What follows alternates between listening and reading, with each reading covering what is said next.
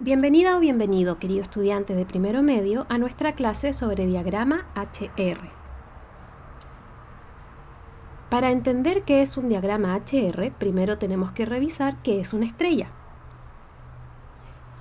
Podemos simplificar esto diciendo que es un horno muy caliente donde se cocinan elementos químicos a través de la fusión nuclear. La fusión nuclear es cuando elementos livianos, es decir, con pocos protones, se juntan para crear elementos más pesados. En el caso de nuestro Sol, que es una estrella, núcleos de hidrógeno se fusionan para formar helio. Este proceso libera mucha energía, que es la que recibimos del Sol. Pero, ¿son todas las estrellas iguales a nuestro Sol? ¿Y en el cielo se ven iguales o hay diferencias? ¿Qué características de las estrellas sirven para poder clasificarlas? En esta fotografía podemos ver el brazo de la Vía Láctea y podemos ver puntitos más brillantes que otros. Vamos a hablar de la magnitud. Para poder hablar de la luminosidad de los objetos que están en el cielo, los astrónomos utilizan la palabra magnitud en una escala logarítmica decreciente. Las estrellas más brillantes tienen la magnitud más pequeña, es decir, el número, mientras más pequeño numéricamente sea, significa que la estrella es más brillante. Y tenemos dos tipos de magnitud: la magnitud aparente, que corresponde a la luminosidad con la que una estrella se ve desde la Tierra. Y tenemos la magnitud absoluta, que corresponde a la luminosidad real de esa estrella. Y recordamos que cuando mayor sea la luminosidad, menor es la magnitud.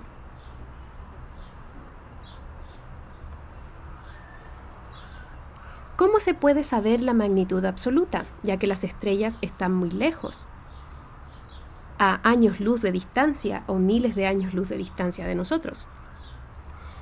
Si se pudiera comparar cada estrella a una distancia fija, se podrían comparar sus magnitudes absolutas. Si tuviésemos, por ejemplo, diferentes linternas y queremos saber cuál es la más brillante, tenemos que ponerlas todas a la misma distancia de nosotros para poder medir la luz de cada linterna. Un hecho físico es que la intensidad de la luz disminuye al cuadrado de la distancia. Es decir, a medida que nos alejamos de una fuente luminosa, la intensidad de esa luz disminuye a la cuarta parte de la distancia. Si estoy observando, por ejemplo, a 1 metro de distancia una ampolleta y luego me muevo a 2 metros, esa luminosidad cae a la cuarta parte de lo que estaba midiendo en un principio. La magnitud aparente se puede obtener sabiendo la distancia a la estrella, y en este caso aparece la siguiente fórmula, donde la distancia está en parsec. El parsec es una unidad para medir distancias en astronomía que corresponde a 3,26 años luz. M pequeña, M minúscula, es la magnitud aparente y D es la distancia en parsec. De esa forma se puede obtener la magnitud absoluta de una estrella. Las estrellas poco brillantes tienen magnitudes con número positivo y las más brillantes tienen magnitudes con número negativo.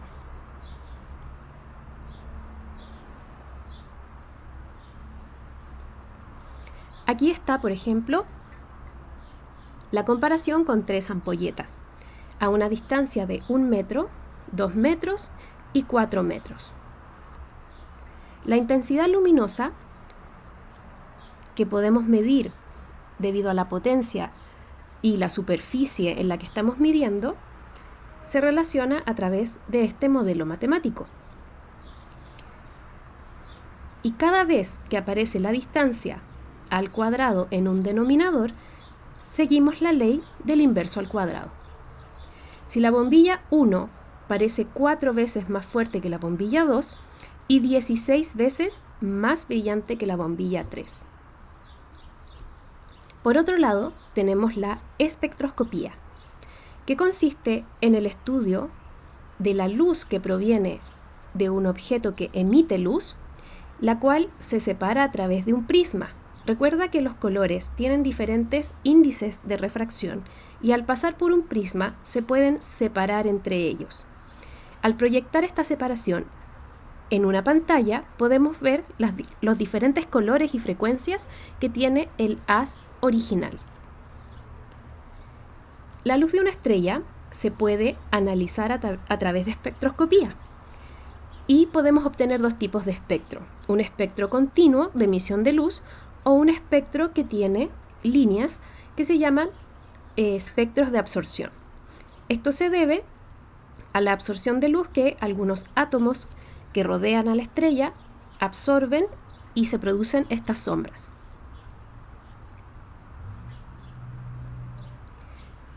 Por ejemplo, este es el espectro del Sol. Puedes ver los colores del arco iris porque es un espectro visible y se pueden notar algunas líneas oscuras que corresponden al espectro característico del Sol. La espectroscopía es muy importante en la química, ya que cada elemento químico, cuando se obliga a este elemento a que emita luz visible, por ejemplo a través de una lámpara, tiene líneas características, lo que permite identificar la composición de objetos, por ejemplo, que están en el cielo y que nosotros evidentemente no podemos viajar e inspeccionar de manera física, sino que lo hacemos a través de la luz. De esta forma se puede saber que en el Sol hay hidrógeno convirtiéndose en helio. Las estrellas tienen 7 grandes tipos de espectros en los cuales han sido clasificados y cada uno de estos principales espectros tiene subclasificaciones. Las letras son O, B, A, F, G, K y M, que corresponde a un truco mnemotécnico de las personas que hablan inglés, que significa Oh, be a fine girl, kiss me. O sea, oh, sé una buena chica y bésame. Y aquí tenemos algunos ejemplos de espectros de estrellas. Es muy sutil la diferencia, pero ya puedes ver. Aquí está el espectro tipo O, el espectro tipo A, el espectro K, el espectro M. Y puedes notar las diferencias en las líneas oscuras que aparecen en esta muestra. El tipo O presenta estrellas a mayor temperatura o más calientes y el tipo M las estrellas más frías. Entre comillas más frías porque de todas maneras la superficie está a miles de grados Celsius. ¿Cuál es la letra asignada al Sol? Ya que el Sol es una estrella, está clasificado con un tipo de espectro. El Sol es una estrella de tipo G, es decir, se encuentra en esta clasificación. Aquí tenemos un cuadro comparativo con el tipo espectral, la temperatura en Kelvin, pero como la diferencia entre Celsius y Kelvin es de 270 grados aproximadamente, podemos decir que esto está también en grados Celsius, y el color característico de la estrella, y ejemplos de estrellas conocidas que están en este tipo de espectro. El Sol, que es tipo G, tiene una temperatura superficial entre 6.000 y 5.000 grados Celsius. Su espectro principal, es decir, el color que más emite, es el amarillo. Y tenemos hacia arriba las estrellas más calientes, cuyo color es azul, y las más frías, cuyo color es rojo.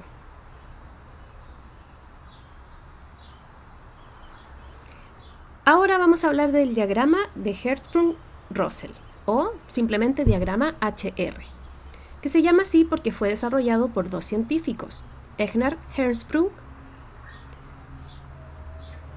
que nació el 8 de octubre de 1873 y fallece el 21 de octubre de 1967, representó la magnitud de las estrellas en función de su tipo espectral y obtiene la medalla de oro de la Real Sociedad Astronómica en 1929.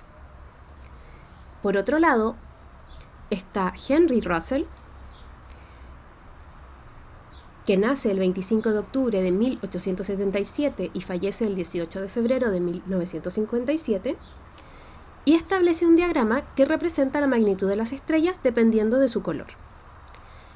Y recibe el premio Rumford en 1925. Observemos el diagrama.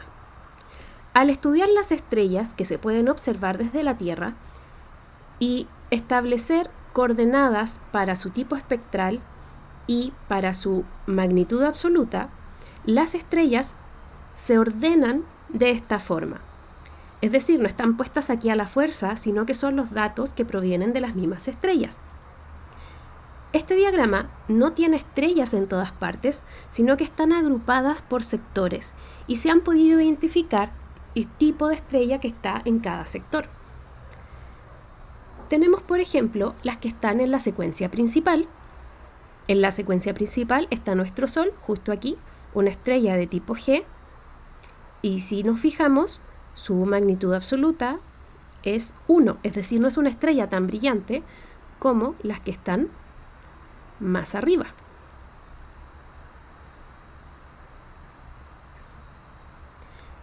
Acá tenemos las supergigantes azules, las supergigantes rojas, las gigantes rojas y, en este sector, las enanas blancas.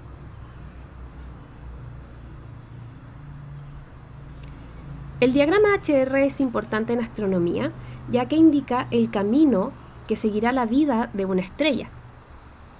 Todas las estrellas nacen de una nube de polvo y gas, hidrógeno en su mayoría, interestelar, es decir, que están en el espacio. En su seno se forman grumos de materia que empiezan a aglutinarse debido a la acción de la fuerza de gravedad. Entonces, estamos en la etapa de una protoestrella, es decir, no es aún propiamente tal una estrella, ya que debe iniciar fusión nuclear en su interior. Aquí tenemos un ejemplo de la nebulosa de Orión, donde se están formando estrellas. La masa que adquiere esta estrella en el momento que empiece a realizar fusión nuclear determina totalmente su destino en el diagrama HR. Una masa inferior a 0,07 veces la masa de nuestro Sol, entonces esta protoestrella, su temperatura nunca va a aumentar lo suficiente para poder comenzar la fusión nuclear. Esta protoestrella se convierte en lo que se conoce como una enana parda o enana café, muy fría y muy poco luminosa, y en el interior de ella no se produce fusión nuclear. Entonces no es una estrella propiamente tal, sino que es una estrella, entre comillas, fracasada. Y no aparece en el diagrama HR. Una masa mayor a 0,07 veces la masa de nuestro Sol, entonces sí será una estrella y aparecerá en el diagrama HR. La contracción de la nube protoestelar se acompaña de una elevación de la temperatura bastante importante para que ésta alcance aproximadamente 10 millones de grados. Por consiguiente, empiezan las reacciones termonucleares y permiten a la protoestrella irradiar y se ha convertido entonces en una estrella, ya que puede emitir luz visible y también parte del espectro electromagnético. Llega a la secuencia principal, es decir, en la línea diagonal que tenemos del diagrama, y nuevamente la masa que tenga al iniciar este camino determina sus siguientes pasos a medida que pasen los millones de años.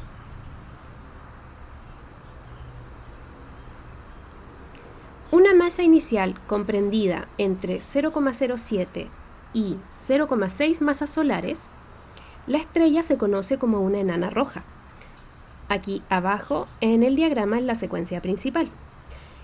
Luego se convertirá en una enana blanca en la medida que evolucione. Y se quedará allí hasta el final de su vida estelar.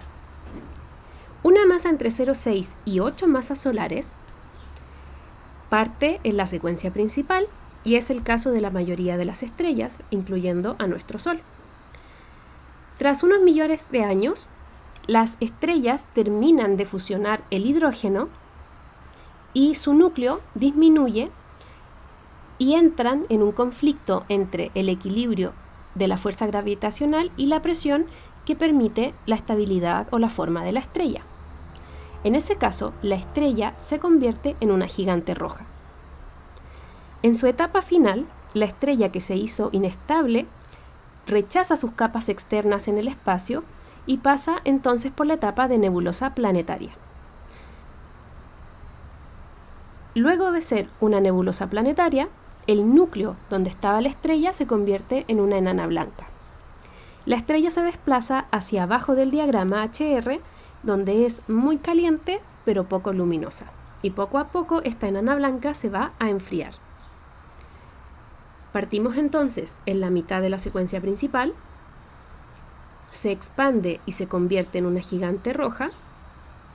En la etapa final, expulsa las capas externas dejando una nebulosa planetaria y finalmente se enfría convirtiéndose en una enana blanca. Y este es el destino que le espera a nuestro Sol, lo que resumiremos en el siguiente esquema. Aquí tenemos la protoestrella, el Sol se encuentra en la mitad de su vida, es decir, lleva 4,5 de miles de millones de años, y cuando cumpla 10.000 millones de años, se convertirá en una gigante roja, luego será una nebulosa planetaria y finalmente terminará como una enana blanca.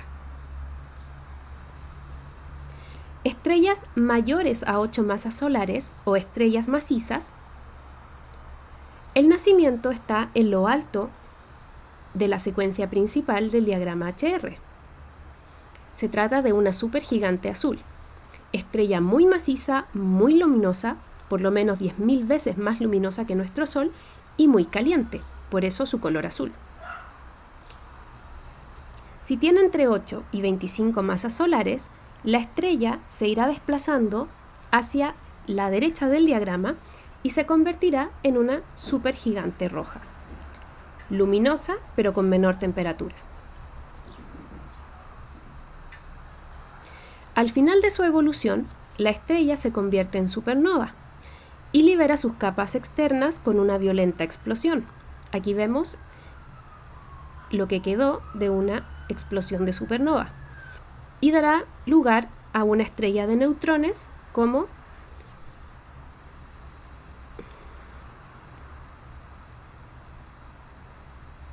al final de su evolución, la estrella se convierte en supernova, se libera de sus capas externas con una violenta explosión y da nacimiento a una estrella de neutrones. En esta fotografía se ve lo que dejó una supernova y se puede detectar la estrella de neutrones en el centro. No es visible en la foto.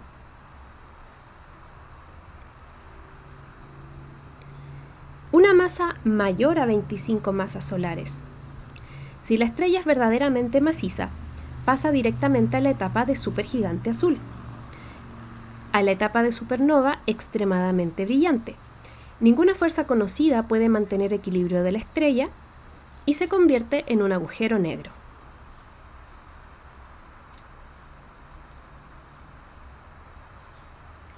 El porvenir de una estrella está determinado totalmente por su masa inicial. Es esta misma masa que implica el camino que seguirá la estrella en el diagrama HR. La mayoría de las estrellas nace y evolucionan como el Sol.